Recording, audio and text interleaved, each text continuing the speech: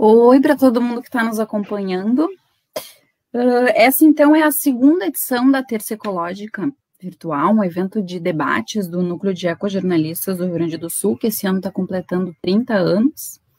E elas estão sendo realizadas em parceria com um grupo de pesquisa em jornalismo ambiental da URGS e com a Fabico, na Faculdade de Comunicação da URGS. A gente tem visto nos últimos dias, nos últimos meses, até muito se falar sobre queimadas e degradação do Pantanal e da Amazônia. E pouco se fala, ou quase nada se fala, sobre a degradação do Pampa, né? Então, hoje a gente está aqui com o professor Valério Pilar, que é professor da URGS. Ele é agrônomo, doutor pela Universidade de Ontário e atua como editor de diversos periódicos científicos e também coordena a rede de pesquisa Campos Sulinos, que reúne pesquisadores sobre essa temática. Então, agora, Valério, deixo contigo. A ideia é a gente fazer uma conversa, né? O pessoal que está participando aí pode mandar perguntas e tal, eu vou estar lendo ali, o professor Valério também vai estar acompanhando, e a Débora, que está aí no backstage, também vai estar nos passando as perguntas. Boa tarde. É importante que a gente fale, né, sobre os campos, né, do sul do Brasil, e mais especificamente também sobre os campos do bioma Pampa, e sobre o bioma Pampa em geral, né, que eu acho que é a temática, né, dessa nossa conversa hoje.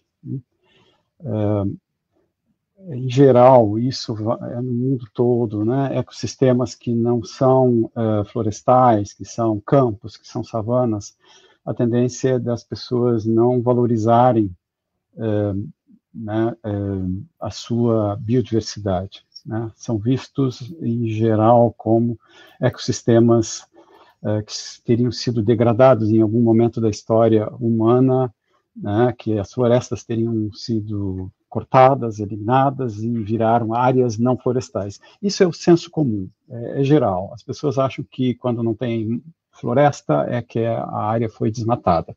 E isso não é verdade. Nós temos áreas em todo o globo terrestre, né? Nós temos áreas que são naturalmente, são savanas, são campos, como aqui no sul do Brasil, né? Os campos aqui do sul do Brasil são áreas de vegetação nativa, eles não foram produzidos pelo desmatamento, né? Então, a gente começa por essas, deixando claro essas questões que para muitas pessoas podem não ser tão claras, né? Então, os campos aqui do sul do Brasil são campos nativos, eles não foram gerados pelo desmatamento.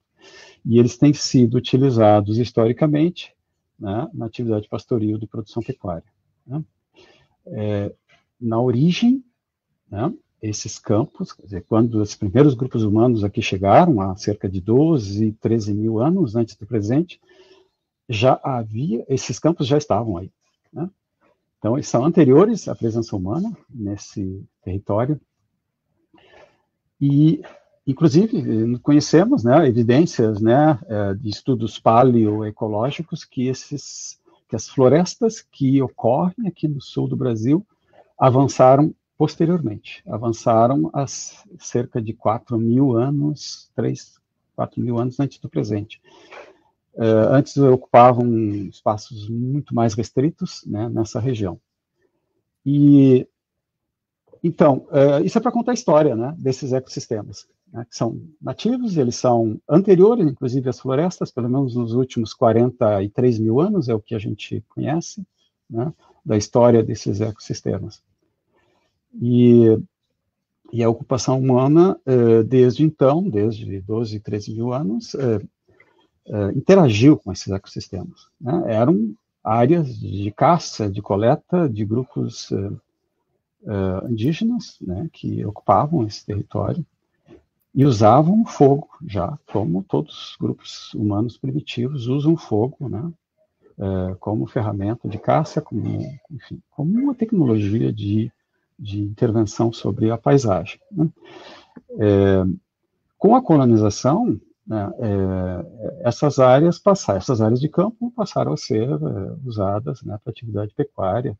Inicialmente o gado foi introduzido pelos jesuítas, aí o gado essas primeiras missões na região da Depressão Central, né, foram abandonadas, o gado introduzido se espalhou naturalmente por uma vasta região que se estende daqui até o Uruguai, e depois, com o reassentamento, né, das missões, no que se veio a ser denominado as missões, região das missões atualmente, esse gado passou a formar parte, então, das fazendas jesuíticas, né, em toda a região do Pampa, né. Nos campos de cima da serra, que não compõem o Pampa, né, não fazem parte do bioma Pampa, que é uma delimitação geográfica, é uma conveniência, né, geográfica. Então, os campos de cima da serra, no Rio Grande do Sul, os campos de altitude de Santa Catarina, Paraná, fazem parte do bioma Mata Atlântica. São enclaves campestres num bioma predominantemente florestal, mas são também campos nativos, não foram gerados, né, pelo desmatamento. Essa é a primeira coisa que a gente tem que ter clara, né? As planícies, os campos que a gente tem aqui não são, na verdade, nunca não foram florestas, né? Porque às vezes Exatamente. É uma informação que se dissemina, né? Isso. E talvez seja uma das razões das pessoas darem menor valor, né? Quando se compara a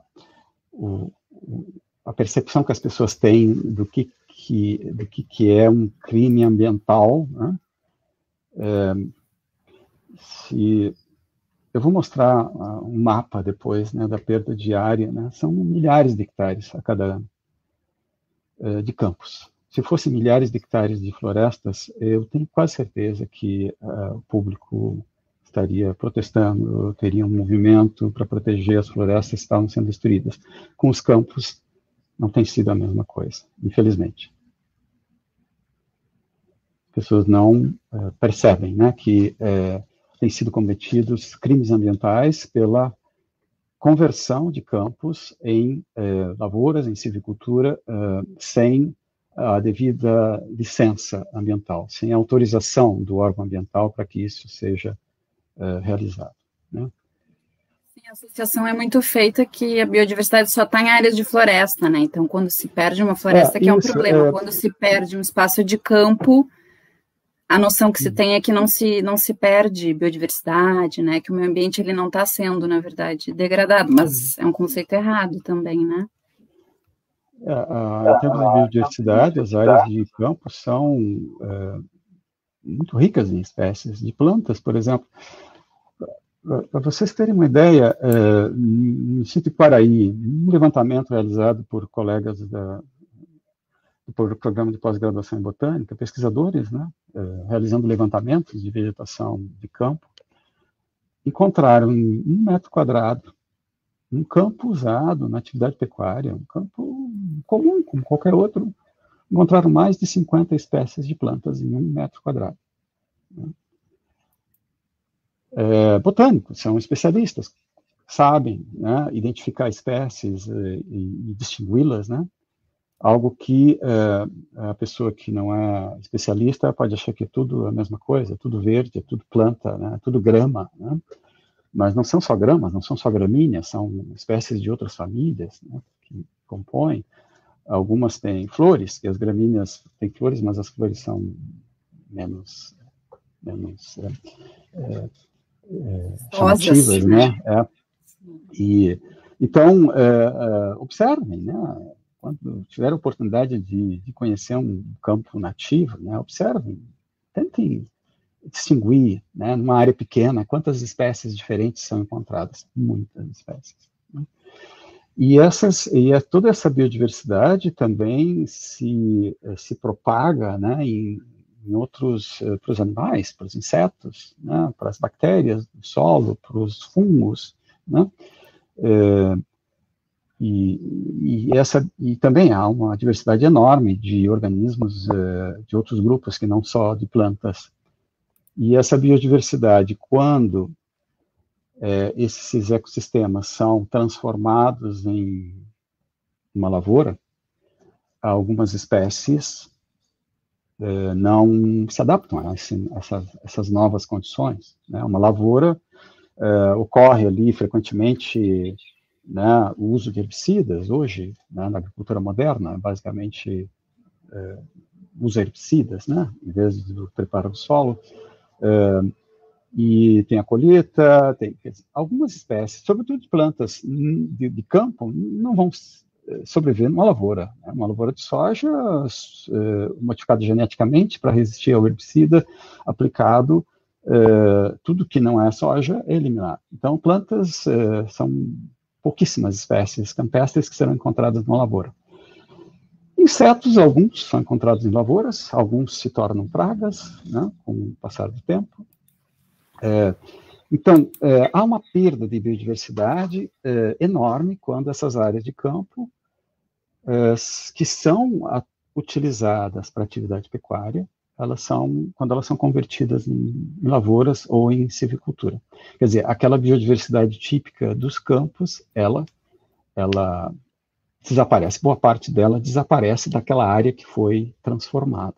E do seu entorno também, porque há um efeito aí, já há dados de pesquisa mostrando que áreas de campo que restam no meio de um mar de lavouras, elas perdem biodiversidade, pelo fato de estarem isoladas, pelo fato de estarem sob a influência de um entorno que não é muito favorável à conservação daqueles organismos que compõem aquela área de campo remanescente.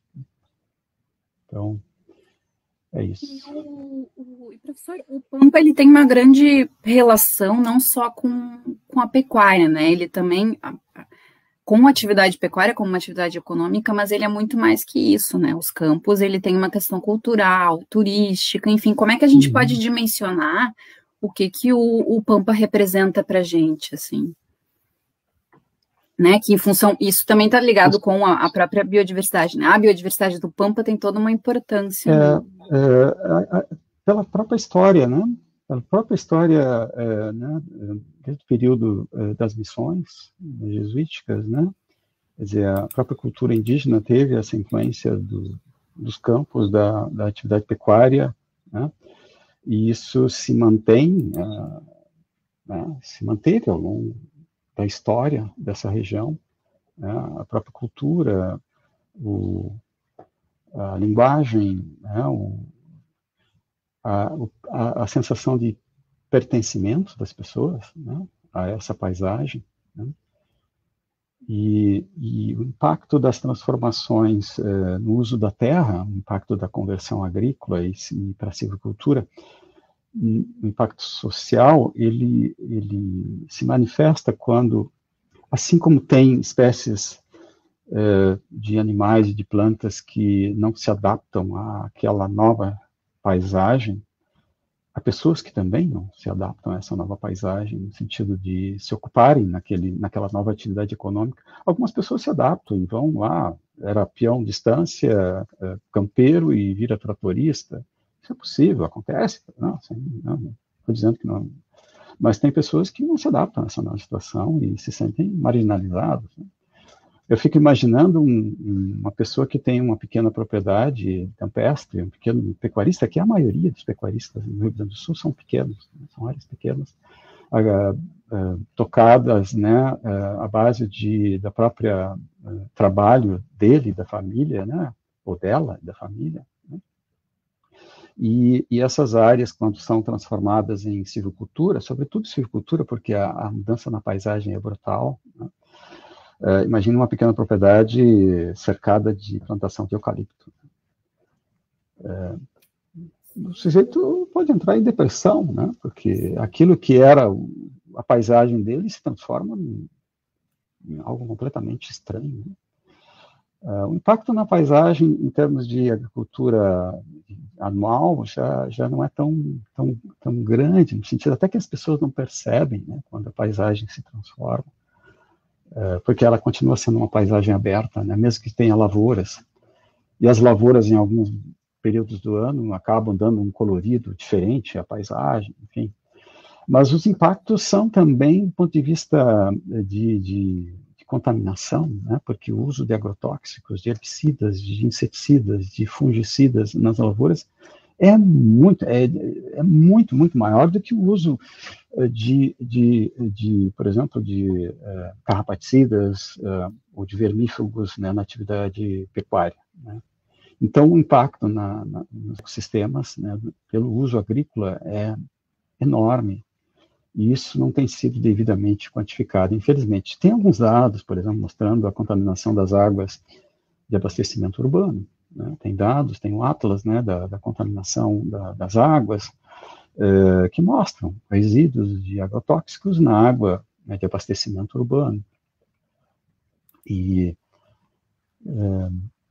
infelizmente, isso não tem sido devidamente considerado, né? O que se tem de restrições a essas transformações, né? Se tem uma lei, que antigamente era denominada de Código Florestal, e que em 2012 foi notificada. Ela é denominada de Lei de Proteção da Vegetação Nativa, corretamente, porque ela protege toda a vegetação nativa, não só as florestas, inclusive os campos. E tem várias exigências, né, requisitos nessa lei, né, para proprietários de terras, né. Isso vale para todo o Brasil. Uma delas é a exigência da reserva legal. Toda propriedade privada ou pública tem que ter uma área de reserva legal, que é uma área delimitada, não precisa estar cercada se tiver em atividade pecuária, mas delimitada como sendo protegida. Ela não pode ser convertida nem em lavouras, nem em silvicultura. Ela precisa ser manejada usando boas práticas de manejo. Ela pode continuar sendo usada para atividade pecuária, no caso dos campos. Isso já está estabelecido, inclusive na legislação a legislação estadual é permitido, né, atividade pecuária em reserva legal. Então, 20% das propriedades aqui fora da Amazônia, 20% das propriedades precisam ser delimitadas como reserva legal. O que mais? Qualquer conversão, qualquer supressão de vegetação nativa, inclusive de campos, precisa ser autorizada pelo órgão ambiental. Além das áreas de preservação permanente ao longo dos cursos d'água, sobretudo ao longo dos cursos d'água, mas tem as áreas muito declivosas também, que são de APP, ao longo das lagoas também, tem APPs, áreas de preservação permanente. Isso é a lei. Agora, a maneira como a lei está sendo aplicada, como ela está sendo... Acaba sendo muito diferente, né? Como os proprietários estão atendendo aos requisitos legais, é uma outra discussão, né? Infelizmente, no Rio Grande do Sul, por exemplo, não há reserva legal praticamente em áreas de campo. Áreas de campo, vegetação nativa, remanescentes de vegetação nativa, que foram delimitados pelos proprietários que declararam no Cadastro Ambiental Rural. Há uma declaração. Proprietários declararam essas áreas, a maioria dos proprietários, infelizmente, declararam áreas de vegetação de campo nativa, vegetação nativa, que teriam que ser delimitadas como remanescentes de vegetação nativa, como áreas de uso consolidado. Como se tivessem sido áreas, como se fossem lavouras ou pastagens plantadas, e não são áreas de vegetação nativa, com toda essa biodiversidade que eu falei antes aqui, né? E que são usadas na atividade pecuária há séculos, né? Mas isso não as torna áreas de uso consolidado no conceito que foi usado para criar uma exceção na lei. Olha, áreas de uso consolidado que foram convertidas já há muito tempo, né? E aí tem um limiar a lei estabelece 2008, quer dizer, o que foi transformado antes de 2008, mesmo que tenha sido ilegalmente, né, considerado área de uso consolidado, mas áreas de uso agrícola, área que tem, ou pastagens plantadas, o que não é o caso dos campos nativos, que são áreas de vegetação nativa. Eles teriam que ter sido delimitados como remanescentes de vegetação nativa no Cadastro Ambiental Rural e não foram, ou raríssimas exceções, né? Essas áreas, a reserva legal foi delimitada. Então, o proprietário declarou como área de uso consolidado, e o que acontece? Não restou nada na propriedade, ou muito pouco na propriedade. Aliás, restaram as áreas de floresta, por incrível que pareça. reforçando aquela visão, aquele viés, né, de que as pessoas valorizam as florestas. As florestas, sim, as florestas remanescentes, as florestas nativas remanescentes no Pampa foram delimitadas devidamente como reserva legal.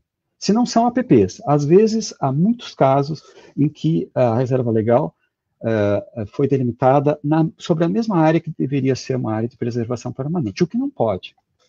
Então, são irregularidades no cadastro ambiental rural que, infelizmente, a Secretaria, a SEMA, no Rio Grande do Sul, ainda não validou, não fez o trabalho de avaliar se esses cadastros estão corretos ou não.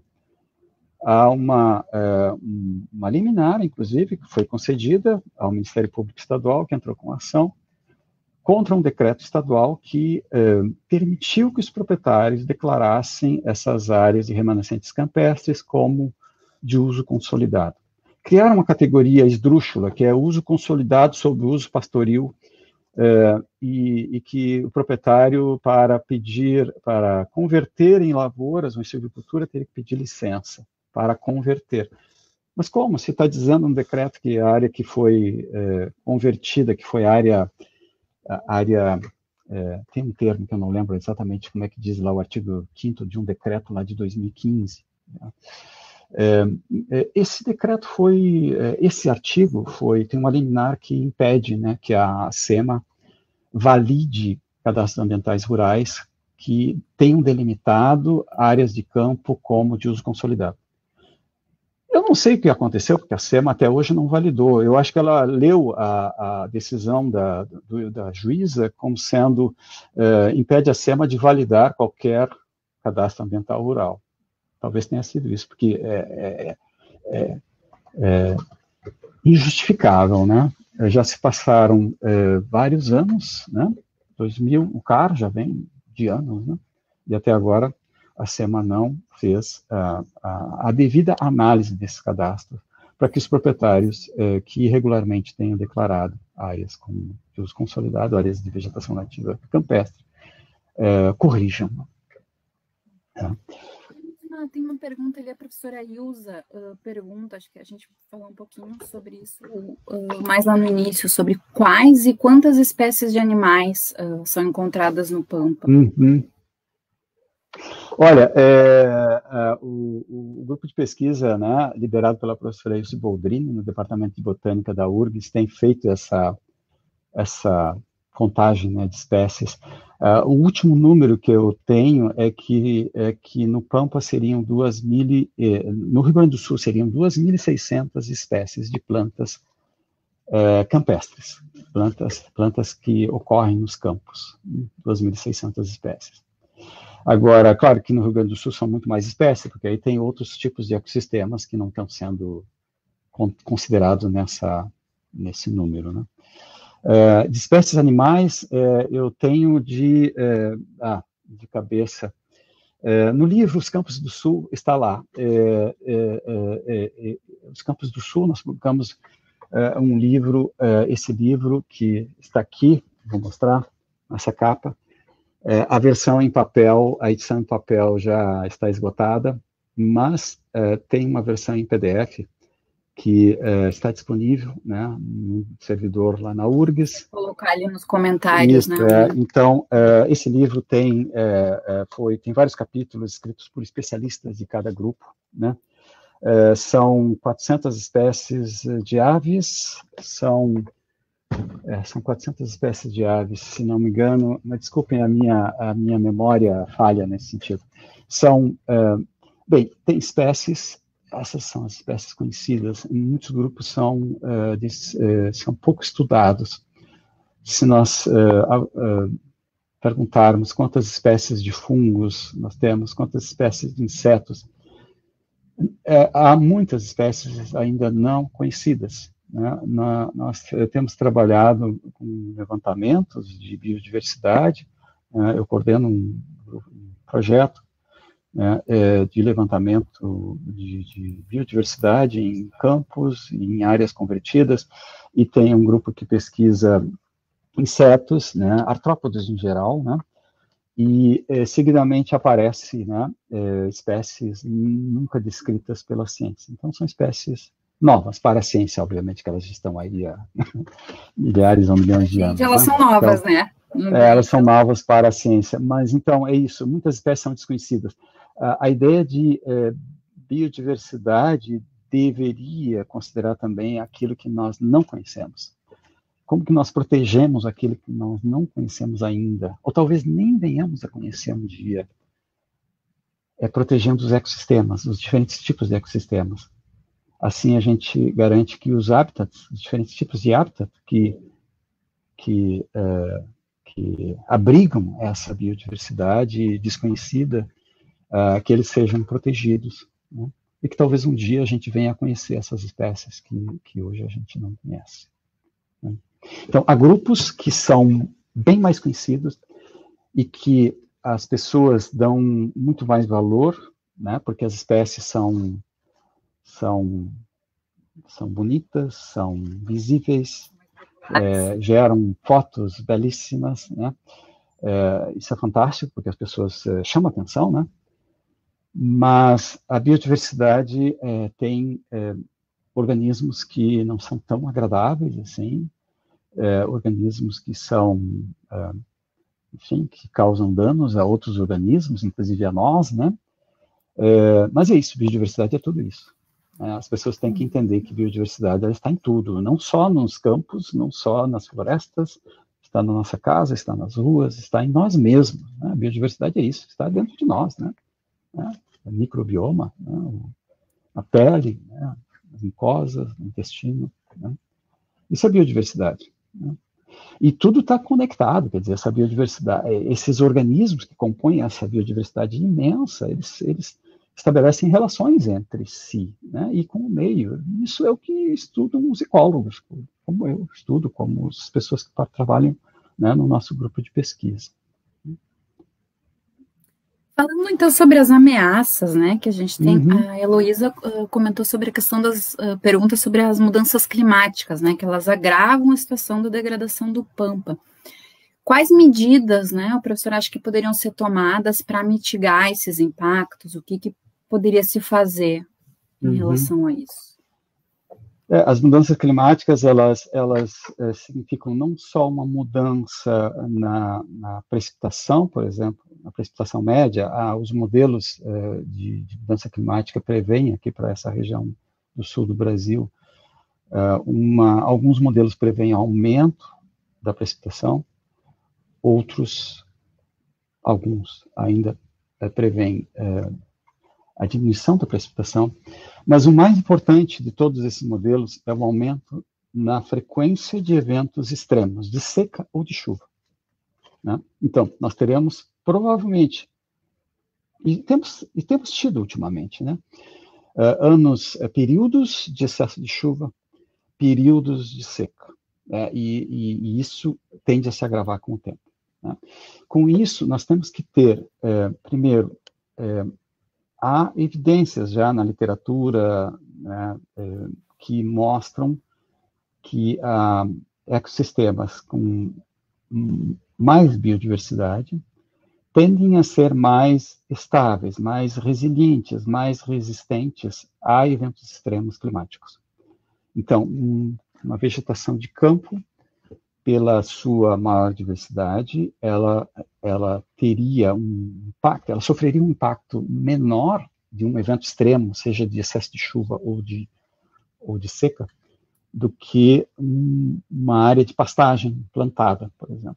Então, se nós pensarmos na atividade pecuária, é muito mais interessante desenvolver a atividade pecuária pensando, né, nas mudanças climáticas, nesses eventos extremos. A atividade pecuária sobre vegetação nativa campestre, com toda essa biodiversidade, ela vai sofrer menos com as mudanças climáticas do que uma atividade pecuária desenvolvida sobre pastagem plantada, que geralmente uma espécie, poucas espécies, muito menos espécies do que uma vegetação nativa campestre, né?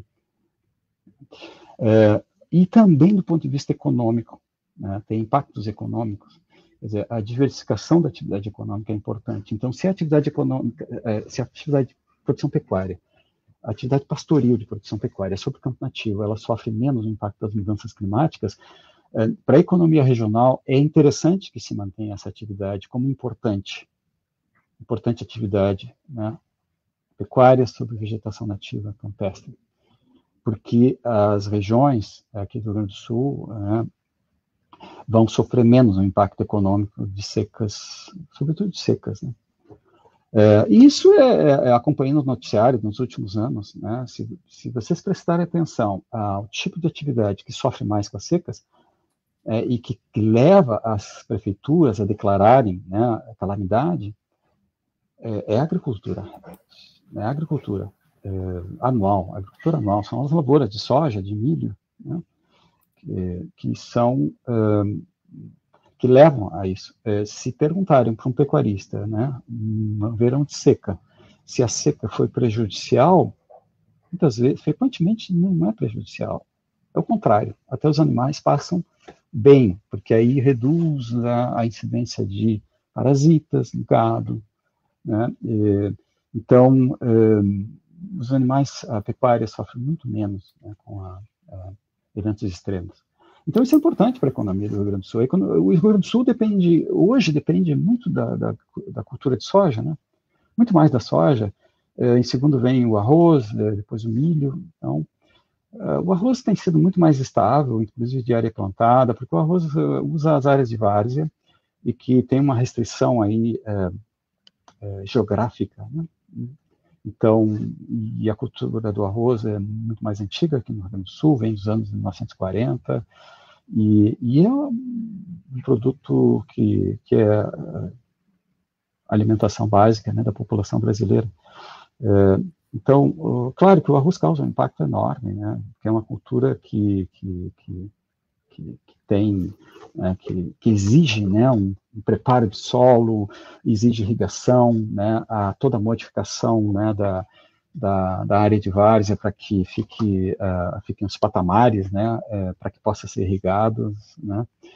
Mas tem experiência já de agricultura, de produção de arroz orgânico no Rio Grande do Sul, né, sobretudo pelo MST, né, que tem grandes áreas de cultura de arroz, em áreas, foi uma condição, né, para um assentamento próximo de uma unidade de conservação, que que o cultivo de arroz fosse realizado de maneira sustentável, sem degradar o meio ambiente, sem contaminar o meio ambiente.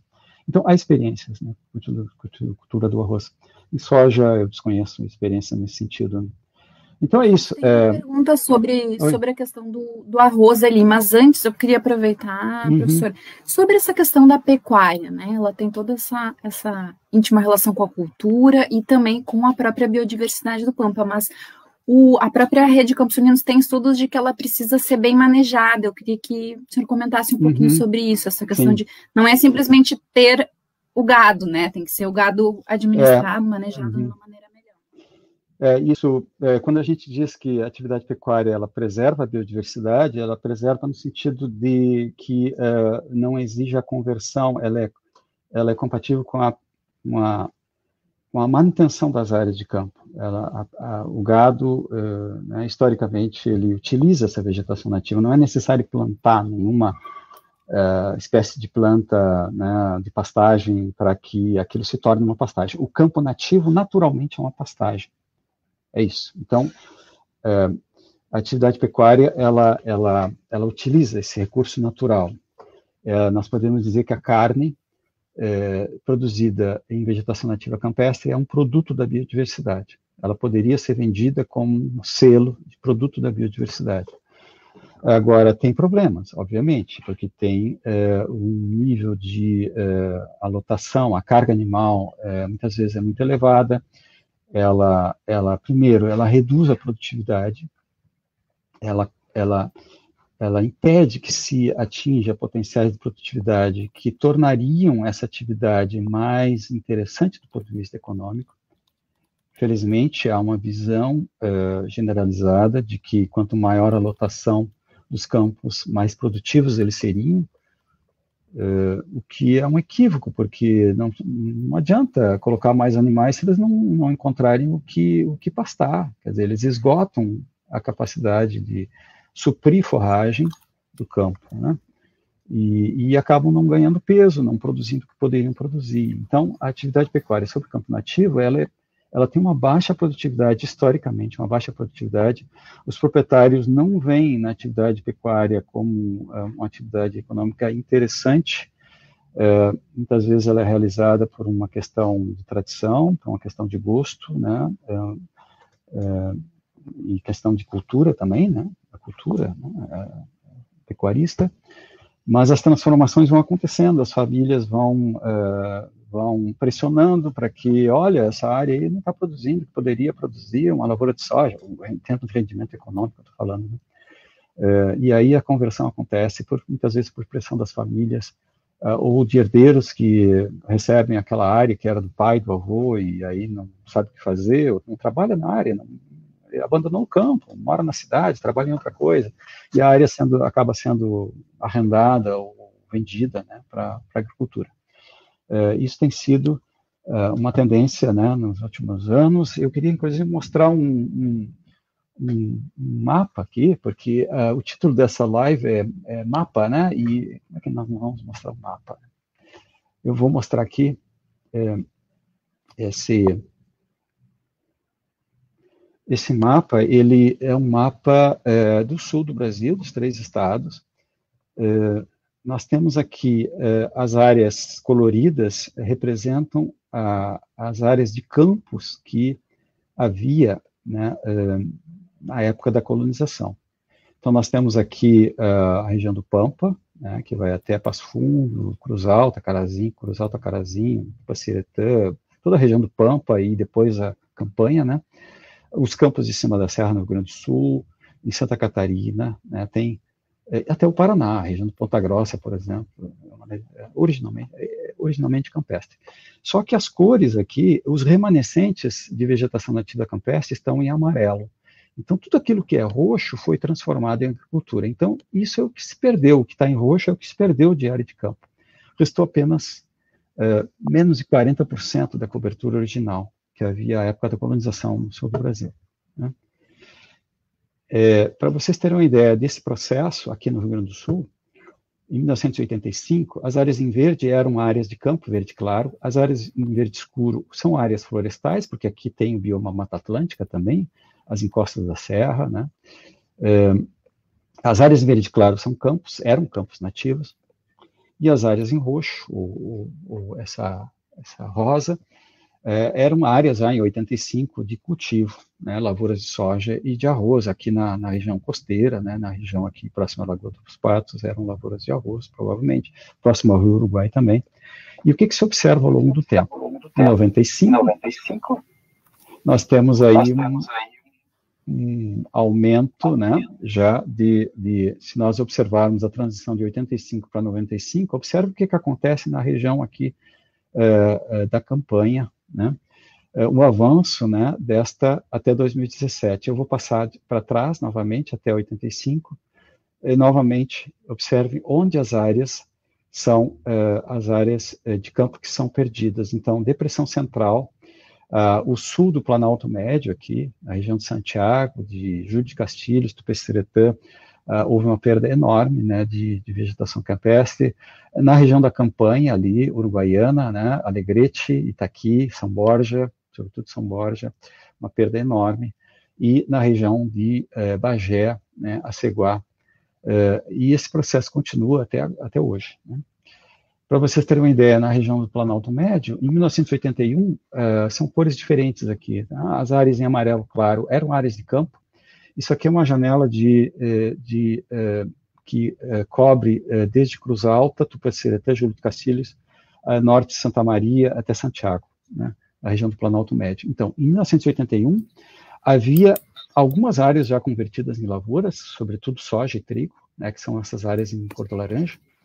Havia 574 mil hectares de campos nativos, 60% dessa janela. E em 2009, né, 197 mil hectares remanescentes, ou seja, 21%. É brutal a transformação, ou seja, uma perda de 376 mil hectares de campos em 28 anos.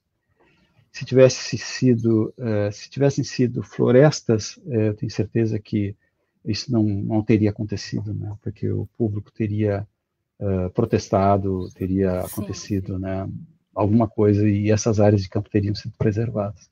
Então, no Planalto Médio, praticamente não há mais campos remanescentes, né? Para vocês terem uma ideia do processo que aconteceu, então, desde 1985, são os dados que nós temos, né, no Mapa Biomas. Então, isso, dá para... Então, a pergunta era sobre a pecuária, né, Raíssa, sobre a economia, sobre a gente tem uma outra pergunta sobre isso. Não, eu não concluí sobre o potencial produtivo. Então, uma das motivações para a transformação, para a conversão, é a baixa rentabilidade econômica. Há resultados de pesquisa mostrando que há um potencial de aumento de produtividade, um aumento significativo, que torna a atividade pecuária sob campo nativo competitiva do ponto de vista econômico com a agricultura anual, com a agricultura de soja, com a agricultura de arroz, com cultivo de arroz, com cultivo de soja. E isso é importante, porque faz com que os campos sejam preservados. Não só porque tem uma lei que obriga que parte deles sejam preservados, mas também porque é interessante para os proprietários conservá-los. Não só porque eles podem ser mais produtivos do que são, pelo manejo, e nós temos experimentos mostrando isso, buscando opções de manejo que melhorem os níveis de produtividade, que ao mesmo tempo melhorem também a conservação da biodiversidade. Em vez de ter um campo rapado só, um campo rapado com a densidade de animais muito elevada, esse campo pode se tornar mais produtivo e, ao mesmo tempo, né, manter os animais, né, fazer com que os animais ganhem mais peso e conserve a biodiversidade. Isso é o ideal, né? E também diversificar a atividade econômica do ponto de vista regional, né? A gente tem uma pergunta do Francisco que é bem polêmica, né? Como é que a gente como trazer para o debate ambiental da carne aqueles que não comem carne e fazer entender que é lutar pela natureza, defender sim o pampa, né? Que eu acho que é um pouco o que já comentou, né, professor? Defender o pampa conserva a biodiversidade com pastagem, com gado, cavalo e ovelha, que tem esses animais, ter a pecuária de uma forma bem manejada, como comentou agora, conserva sim a natureza, né? Porque se existe essa dificuldade, eu acho não é incompatível, porque primeiro que as pessoas têm muitas pessoas que vão continuar comendo carne, né?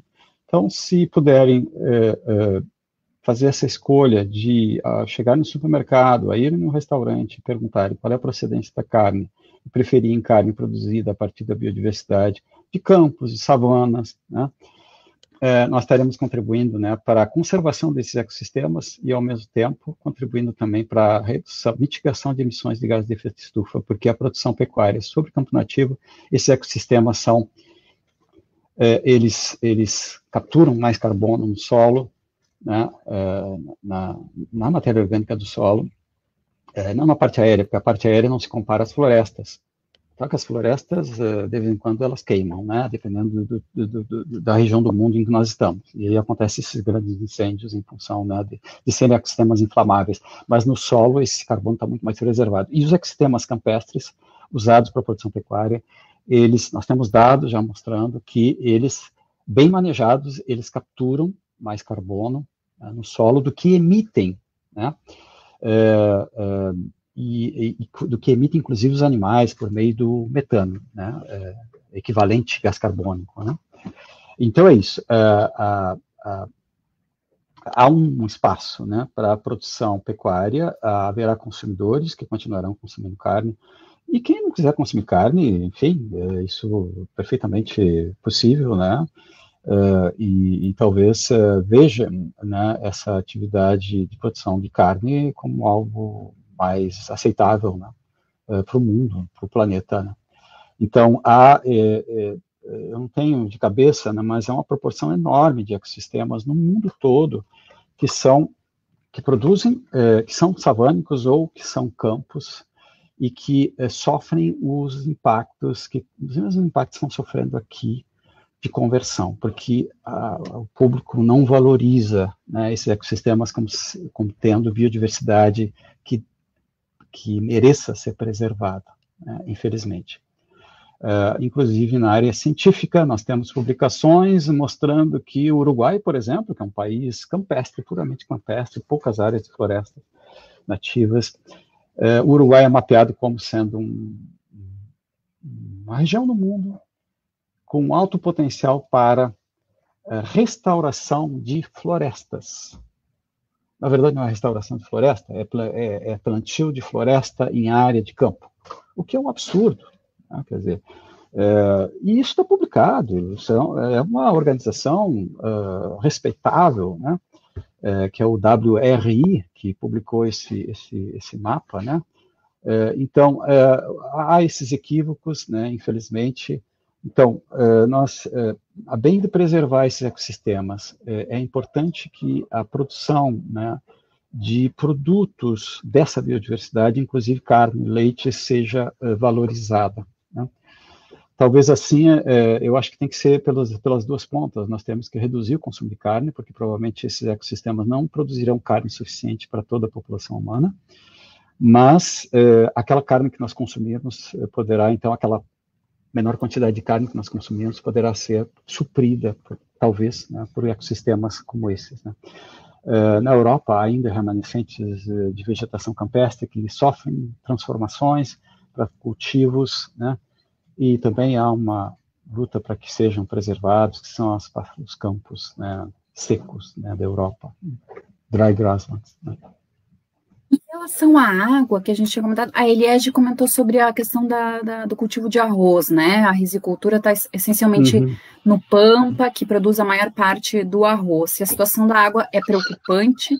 E quando a gente fala em crise ou déficit hídrico, isso teria mais a ver com o bioma e os índices de chuva ou com o uso pela irrigação?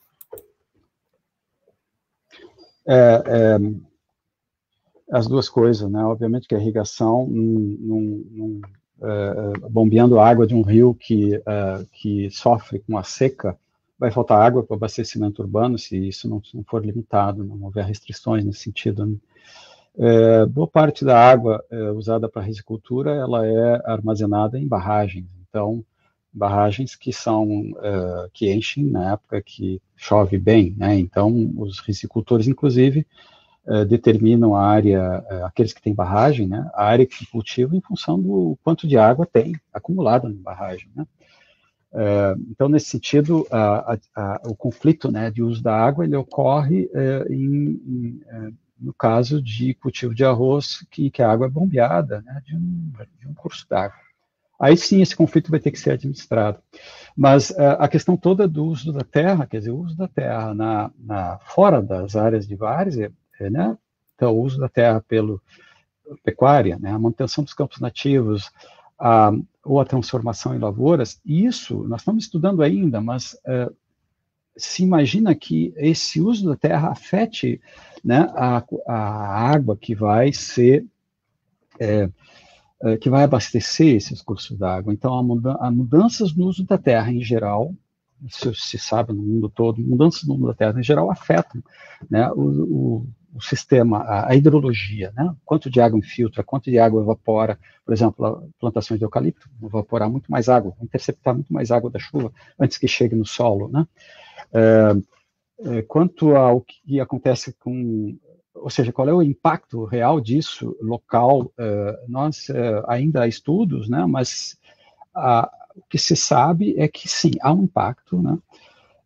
Então, a questão toda é de escala, né? A escala com que essas transformações estão acontecendo. Eu acredito que a economia, ela se beneficia de uma diversificação da atividade econômica, inclusive pela agricultura, não há dúvida, pela silvicultura. Acontece que, quando essas atividades são incentivadas, há um incentivo para que elas aconteçam em grande escala, transformando completamente a paisagem. Fazendas inteiras foram plantadas com eucalipto, né? Se tivesse sido lá poucos hectares em cada propriedade, isso até seria interessante para os proprietários, essa diversificação.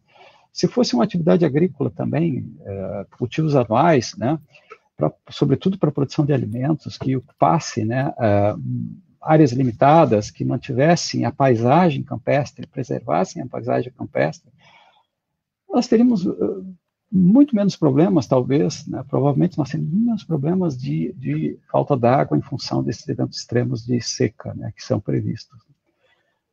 Então é isso. Não sei se... Tem vários comentários, professor, sobre a questão da mineração, né? O Marcelo, do Comitê de Combate à Mineração, e a Anaí. A Anaí faz uma pergunta sobre, né, são inúmeros projetos que a gente tem aqui no estado, e de que maneira, quais os impactos, né, para a região, como é que o senhor enxerga essa questão da mineração como impacto no Pampa? A gente tem como, por exemplo, né, o projeto da Mina Guaíba e vários lugares. Os impactos da mineração, eles se dão muito mais, não são, se nós analisarmos a área ocupada com a mineração, ela é relativamente pequena, né, em comparação com as outras atividades, né, mas o maior impacto é o risco de contaminação ambiental. Esse é o principal impacto, né, porque a mineração, ela gera resíduos, ela gera rejeitos, né, e o processo mesmo de mineração, ela produz, né, há um risco de contaminação ambiental, seja atmosférica, seja da água, né, não só no processo de extração do minério, mas na deposição dos rejeitos. Esses rejeitos, muitas vezes, são, no caso lá da mina do Camaquã, no caso do fosfato, eu estudei os projetos, eles preveem pilhas de rejeitos, e essas pilhas são imensas e elas ficarão para sempre. E essas empresas vão explorar essas áreas por algumas décadas e depois essas áreas ficarão, esse passivo será da sociedade, das populações locais, sobretudo, né, dar conta desse passivo. São pilhas de rejeitos. Alguns rejeitos, nós vimos que as análises mostram que eles não são completamente inertes. São rejeitos que têm potencial poluidor, de contaminação hídrica, sobretudo, né? Então, essas pilhas não sendo mantidas, e quem vai monitorar essas pilhas pela eternidade? Eu falei isso numa audiência pública lá em Santana da Boa Vista. Quem cuidará dessas pilhas de rejeitos pela eternidade, no sentido de evitar que elas contaminem os cursos d'água? Então, esse é o principal problema, né? E é uma atividade econômica efêmera, né? Parece que essas empresas tudo têm... e deixa um legado... quanto mais rápido explorar aquele recurso, melhor, né? Como se, enfim, o mundo fosse acabar daqui a 20, 30 anos e não tivesse mais nada para explorar, né, o que fazer, né, no mundo. Então, essa é uma visão, talvez imagino, né, por uma questão econômica, né? Então tem que explorar o máximo possível, no menor tempo possível, para que explore aqui, depois vão para outro lugar, onde tenha governos favoráveis, populações né, que sejam suscetíveis à argumentação dessas empresas, dizendo, isso vai ser bom, vai produzir, vai gerar empregos, vai gerar renda para essa região, né? É isso, é assim que funciona, né, esse mundo, essas empresas, né? Aí eles vão para outro lugar, explorar lá, e deixar os passivos, né? Infelizmente. Tem países que têm regras mais rígidas, e que aí, do ponto de vista econômico, como tem outros lugares que as regras são menos rígidas, a empresa vai ter mais lucro nesse outro lugar. Então, esses países que as regras são mais rígidas, essas empresas não se instalam, ou se instalarem, elas vão seguir rigidamente nas regras. Então o mundo é assim. A gente tem mais uns minutinhos, acho que dá para fazer uma última pergunta. Já existem resultados sobre impactos no regime de chuvas no Rio Grande do Sul em decorrência de uma possível alteração no funcionamento dos rios voadores causado pelas queimadas. É possível? A gente tem alguma pesquisa já relacionando a influência disso aqui?